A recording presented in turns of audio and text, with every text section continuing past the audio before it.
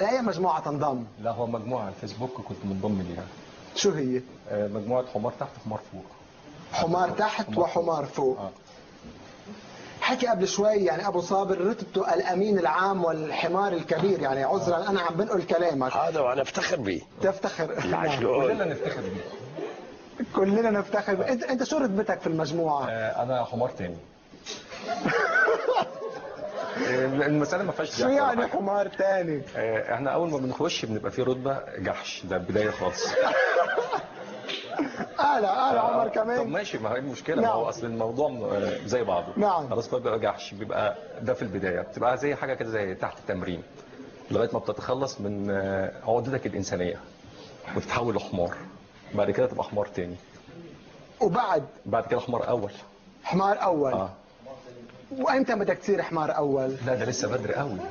لسه بدري. يعني رح أحكي بعد شوي معك خلال الحلقة حسام عن الجحش، الحمار الأول والحمار الثاني. يعني لا، ولكن أنتم كمجموعة الحمير المصرية شو أبرز المناسبات والنشاطات اللي بتقوموا فيها يعني داخل هذه المجموعة هذه المجموعة؟ احنا عندنا 3 مناسبات.